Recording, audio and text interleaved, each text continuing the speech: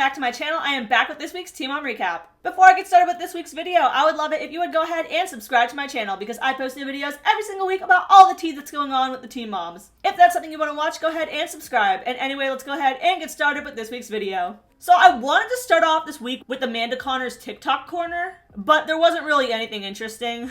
Only thing she posted recently was this gross softcore porn looking clip. And her and Ryan cuddling barely clothed. We get to see her fat plaid ass taking up half the screen, so that's great, I guess. Kinda surprised Amanda doesn't have an OnlyFans. You would have thought that she would have hopped on that train by now. Anyway, kind of related to that is Ryan's drama. As revealed by the Ashley's Reality Roundup, Mackenzie and Ryan went to mediation recently to discuss whether to allow the lovely Amanda Connor around their kids. And Mackenzie was actually willing to compromise a little bit here. In the article, it says she suggested a slow transition into letting both of them be around the kids.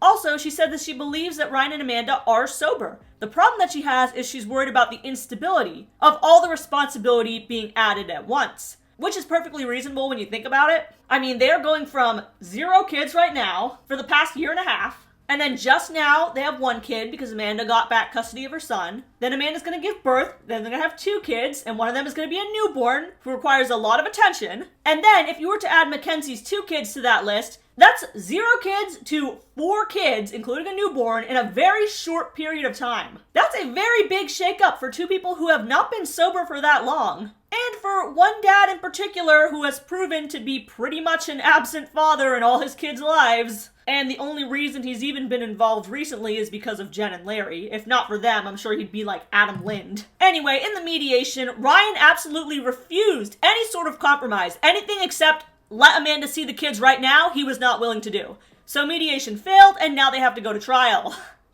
Glad Ryan is being mature and willing to compromise. Not. Really bodes well for the future. Moving on to David. He has also been in court recently. In fact, he had a mandatory court date for his breaking and entering charge on the land. Now, nothing really happened at this court date. Basically, David just asked it to be continued so he could have time to find a public defender. But the funny part to me is this paragraph right here in the article. This is now the 2nd time that Janelle flew all the way out from Vegas and paid for a hotel to go to court for basically no reason.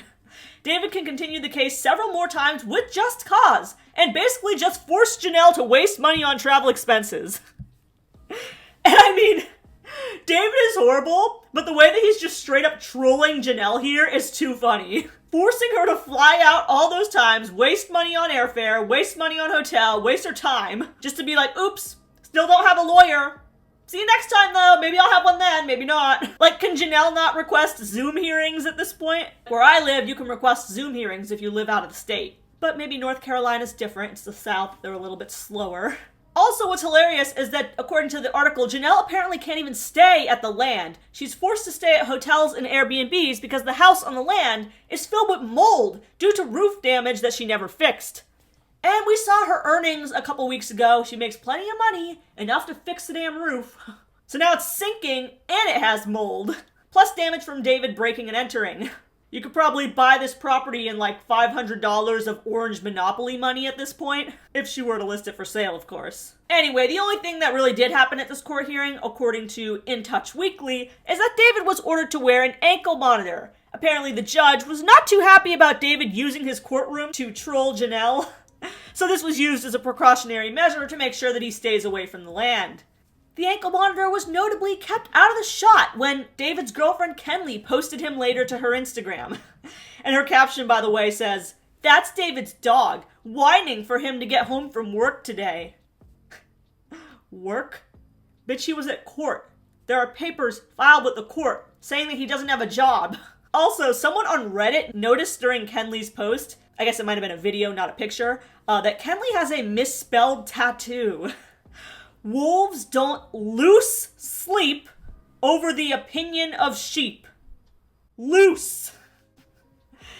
The irony is hitting just a little bit too hard here. In other news, Chris Lopez, who, as we all know, got Kale by claiming to not want fame, that's why she liked him so much, well, he's announced that he's writing a children's book. And it's called I Love You, Dad. Aww. And all his kids are on it too, looking very whitewashed, particularly Lux. But I'm not going to blame him for that because, I mean, What are the odds that this book was entirely illustrated and written by AI? Very high, I would say. But let's try to be positive here, guys. I'm hoping that we find a copy of this book in our local Barnes & Noble bookshop, right next to Kale's children's book, Love is Bubblegum. Does anyone else remember this book? No? Just me? Okay. My encyclopedic knowledge of all things Teen Mom is once again useless. Chris also caught Elijah viewing his Instagram story recently, although let's be real, it's probably Kale on Elijah's account. And Chris wrote as the caption, "What's good, my boy?" or "baby mama," which is pretty funny. Somebody still needs to keep tabs, I guess. So what do you think of David being put on an ankle monitor? What do we think of Ken Lee's tattoo? What do we think of Ryan refusing to budge at mediation? Make sure to leave a comment down below, and make sure to subscribe for more Teen Mom recaps every week.